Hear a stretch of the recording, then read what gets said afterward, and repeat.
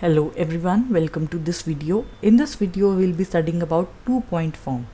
So what if 2 points are given to us, how we can write down the equation of the line.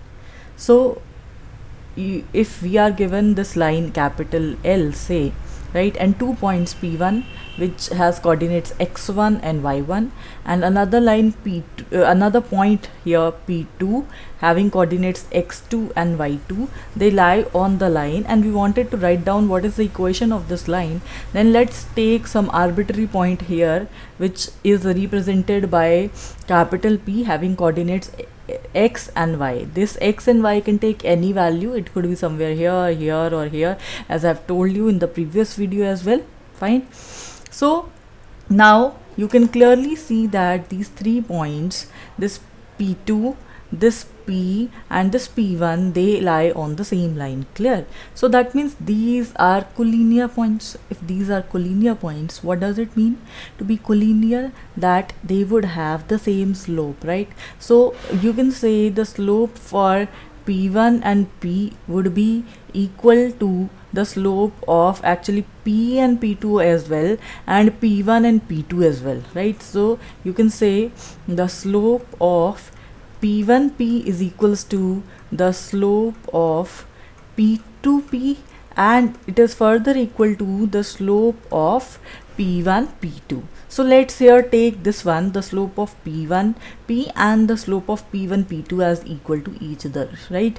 Then only we are able to find the solution for equation of this line.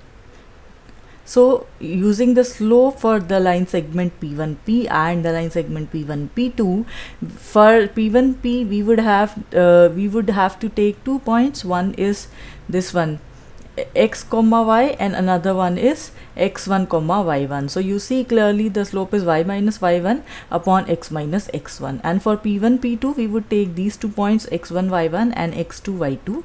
So for that we will take this point y2 minus y1 divided by x2 minus x1. This is the equation of slope for these 2 points, and this is the formula for slope for these 2 points. Fine. So now what we can do, we can shift this term to the right hand side. So what do we have from here?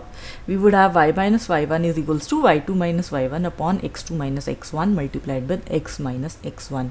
So this is the required equation of 2-point form, and this is a formula which you guys have to remember. Fine. Now if I say this is nothing but your slope point form, can you agree with me?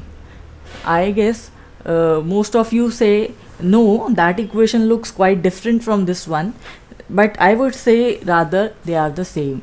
Let me prove this thing to you. So let's compare this with the point slope form. The point slope form has equation y minus y0 is equals to m x minus x0, right? This one. And for 2-point form we have studied the equation to be like this, right? Here 1 point x0 and y0 along with the slope was given, and here 2 points x1 y1 and x2 y2, they were given to us. Fine.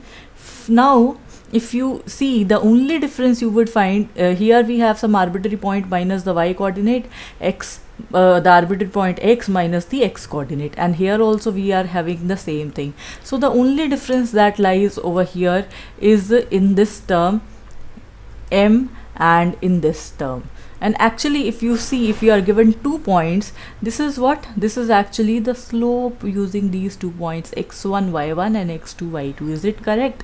Yes, it is correct. So basically both of them, they show the same thing, but their outer look is quite different, right? So you would argue with me that they look different to each other. So the only difference is how they look in appearance. Fine. Actually they represent the same thing. Fine. So once you are clear with this thing, once you know what is the formula for this one, now let's move ahead and quickly see a question using this term. Fine. So here let's see this question. You have to write down the equation of the line which pass through these 2 points, 1 comma minus 1 and 3 comma 5. So the first point here is, so the value of x1 is 1, the value of y1 is minus 1, the value of x2 is 3, the value of y2 is 5, right? So let's substitute all of them into this formula. Y minus y1 is equals to y2 minus y1 upon x2 minus x1 into x minus x1. So y would be as such because it is the arbitrary point, and this x would be as such because it is the arbitrary point, and we would get our answer in terms of this x and y. Then only we are able to write down the equation. Fine. So in place of y1, y2, y1, x2, x1 and x1, let's substitute all the values here. Fine. So when you substitute the values and simplify it a little bit, you will have this as your final equation. So I hope you can solve the calculations easily. Well, that is it for this video. Thank you for watching.